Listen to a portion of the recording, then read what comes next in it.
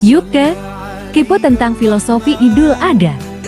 Ustadz nih gimana? Yes. Tadi kan Yuka nanya soal Idul Adha. Filosofinya sendiri, sejarahnya itu seperti apa? Mungkin bisa dijelaskan. Idul Adha sebenarnya filosofinya itu kan diambil dari pelajarannya Nabi Ibrahim. Nabi Ibrahim itu kan waktu menikah sama Siti Sarah ya, istri pertamanya beliau, nggak punya anak lama. Nggak punya anak lama, terus sama Siti Sarah diizinkan nikah dengan Siti Hajar. Ceritanya Siti Hajar itu dalam satu riwayat itu adalah hamba sahayanya si Siti Sarah. Jadi akhirnya dinikahkan. Setelah dinikahkan, akhirnya setelah lama nggak punya anak, dia punya anak. Itu kan perasaan seorang laki-laki, seorang ayah gimana sih yang belum dikasih keturunan tiba-tiba punya keturunan, kan seneng tuh. Tapi ketika udah lahir Nabi Ismail, malah disuruh pergi ninggalin Siti Hajar sama anaknya Nabi Ismail ini untuk dakwah ke Raja Namrud namanya, untuk ngingetin Raja Namrud. Jadi masih merah bayinya Nabi Ismail tuh, masih merah, terus ditinggalin. Ditinggalinnya dulu yang sekarang itu jadi Ka'bah itu, Bakkah dulu namanya. Mekah itu namanya dulu Bakkah.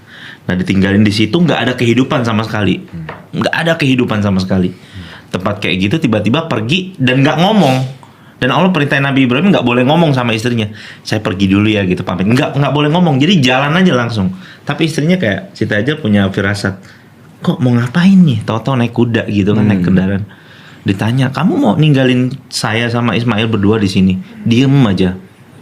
Terus bagaimana keadaan kami nih nanti segala macam 2 kali. Pas di 3 kali, kalimat 3 kalinya, Siti Hajar tahu apakah ini perintah Allah. Nabi Ibrahim cuma nggak boleh jawab dan dia cuma mengangguk. Kalau memang ini perintah Allah, saya yakin Allah nggak akan ngebiarin kami. Itu seneng banget Nabi Ibrahim, artinya bingung gitu antara gue nggak boleh ngomong nih sama istri gue, sama anak gue nggak boleh ngomong gitu kan. Tapi gue pengen ngasih sesuatu nasihat perpisahan gitu kan.